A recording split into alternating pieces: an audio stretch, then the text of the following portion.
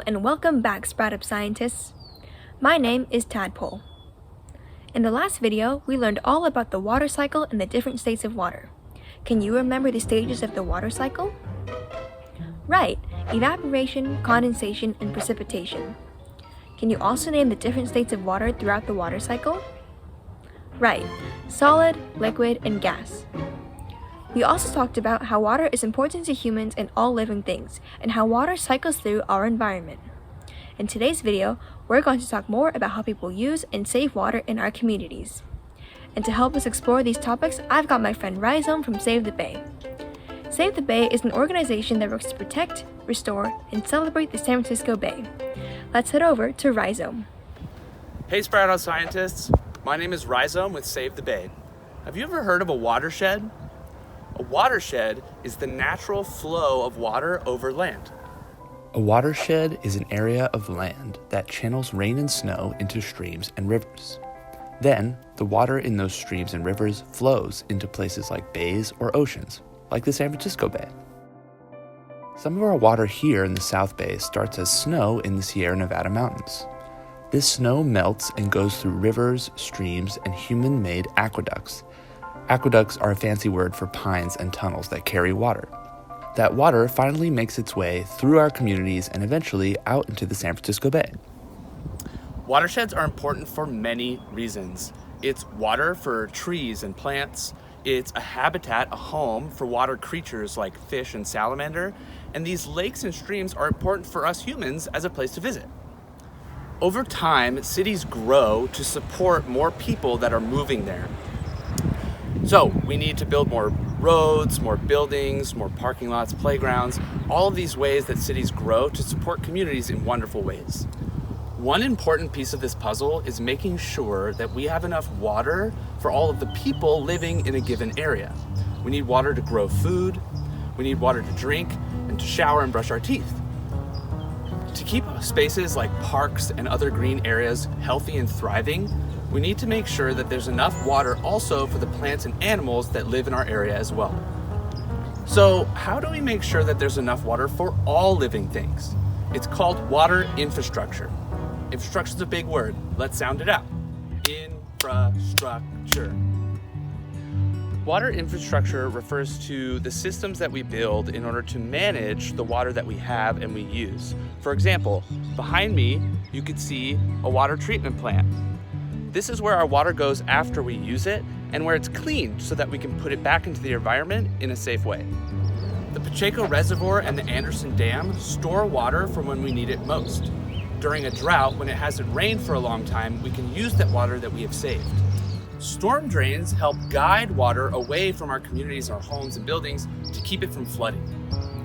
These are just a few of the things that make up water infrastructure. As our communities grow and we need more things like buildings, roads, or parking lots, we disrupt the natural flow of water that was present before. This means that water can't get from point A to point B, or that water isn't absorbed because the soil that was there before is now covered by concrete or asphalt. Also, instead of water flowing directly from the mountains to the ocean, it now flows through cities or towns. Along the way, the water can get dirty by picking up trash or car oil on the way. So, how can we make sure that the water that reaches our oceans is as clean as possible? One way is green infrastructure. This means planting trees and other plants that can soak up the water before it reaches the street. Now, we're going to look at how green infrastructure can show up in our lives. Every time it rains, we can capture that rain falling from the sky in barrels. Big containers like this one, where we can store the water to use and water our gardens or to clean up. Another thing we can do is build community gardens. These are spaces where people can come together to plant flowers, food, other plants. Community gardens can be built on the ground or high up on rooftops, and they provide space where soil can soak up the rainwater that's falling. Green spaces like community gardens, parks, and even window boxes are like sponges that can soak up that rainwater. Thanks, Rhizome. Now, let's do a little experiment to demonstrate how green infrastructure helps keep water off of city streets. Here, we have a tray that represents a city block. These cups represent buildings in the city. We also have this pitcher with 1 cup of water. We will pretend that this is rainwater. Let's see what happens when we pour this pitcher of water over the city.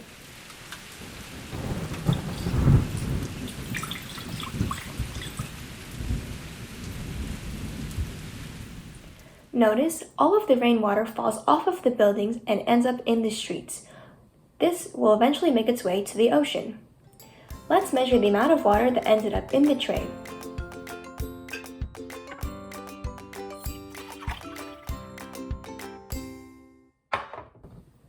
Notice we still have about 1 cup of water, the same amount of water as the beginning.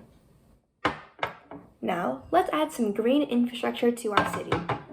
Here, I have a couple pieces of sponge, which represent parks, gardens, bioswales, and other types of green infrastructure.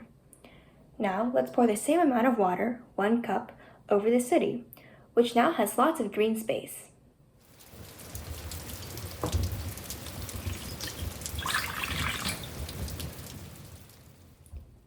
Notice that some of this water still ends up in the street, but some of it has been absorbed into the sponges. Let's measure how much water ended up in the streets.